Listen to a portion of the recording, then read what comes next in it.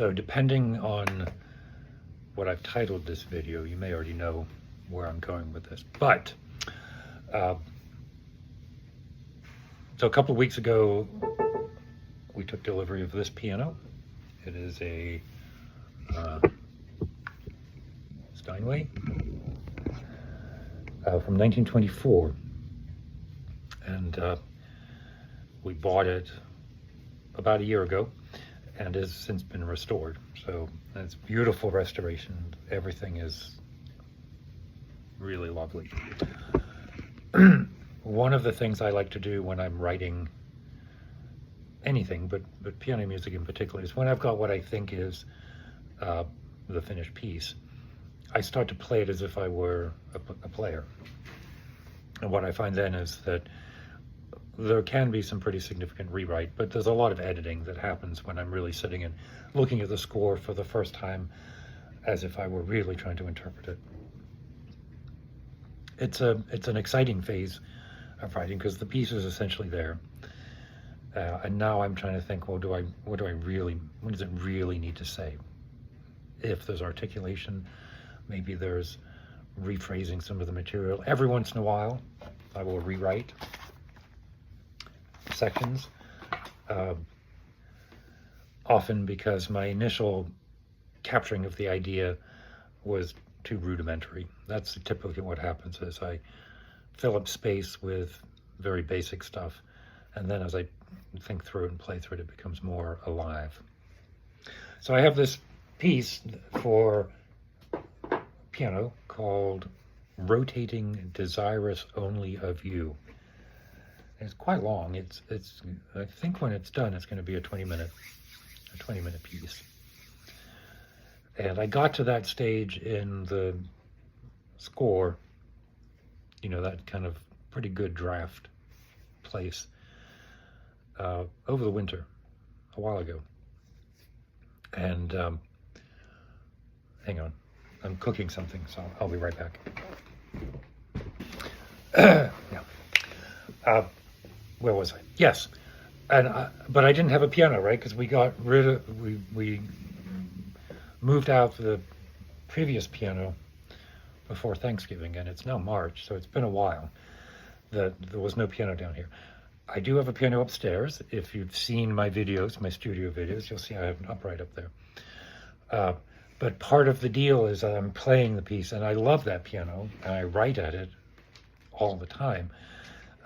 But it's kind of cramped, and it's sort of beat up, and it's just, I don't get the same.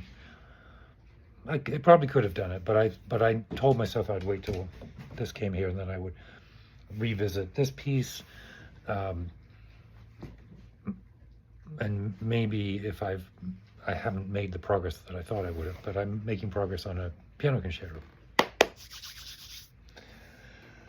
So the way that I like to do this, I have my iPad. I put a PDF on the iPad, and I'll go through and I will mark up the PDF with my pencil.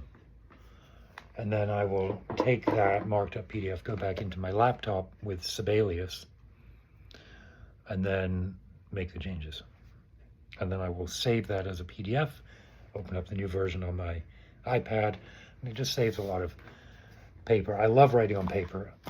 At the early stages of composition for me all happen on paper. But once I'm making the final edits, I like to go back and forth, because really what I'm trying to get to is the final score. So that's how I do it. Sibelius is a pain in the ass. It does not delight me at all. But I'm used to it, and I use it. But anyway, so I was marking up this PDF, and then I went back to Sibelius, to the latest version, to make those changes, and I realized that this PDF actually has a bunch of edits in it that aren't represented in the latest Sibelius file. So I have Backblaze, I have Time Machine, and I can't for the life of me figure out, there's obviously a version from after the one that's saved in my MacBook that I used to generate this PDF. I can't find it. I just can't find it. And I think it's because Sibelius does this terrible thing. I think it's terrible. It has the worst subscription model I've ever seen. I have nothing against, in principle, subscription, like whatever it is I pay each month. And then I just, whatever. I go back and forth. Is it better to just buy the software and have it? It is, but I don't mind a subscription. For something I use all the time, I don't mind. What I do mind with Sibelius is their dumbass validation, right? Like, so every 30 days it locks you out of the application, and then you have to open up something called Avid Link. And it's hit or miss whether it makes any difference or not. I mean, eventually I get back into the app, but I don't know why. Sometimes I do and sometimes I don't. I don't have any other subscription apps where I have to do that. Certainly nothing on my iOS app.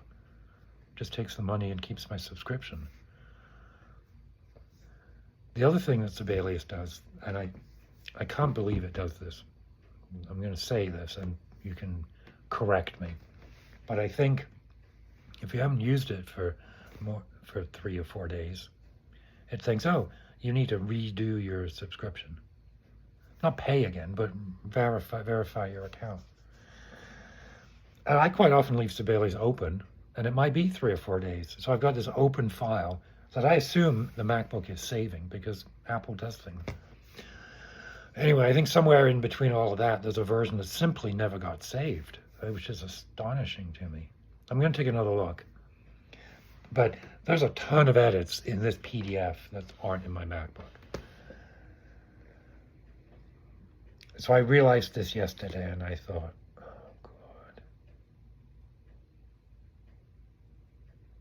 It's for 10 hours of work. So, yeah, it's not the end of the world, except this isn't my job, right? I have a job. 10 hours is 2 weeks in the time frame that I have to do things. And look, it's not like I had a paper copy in a suitcase that I left on a train in Budapest, right? That I just have to take the time. So anyway, today I'm going to take the time and not only update the red scrawls that I have on the text, right? Like where I've made comments and updates, but actually redo. I'm just hoping that really mostly I know it's not though. There's one section where in this score where I totally rewrote it. Oh well, my fault, right? I don't know what I did wrong. But now I'm okay. Now I've resigned myself to it, but it took a day. It took a day to just digest the fact that I guess this is what I'm going to do now. But I want to finish this piece because I want to record it on my beautiful new Steinway.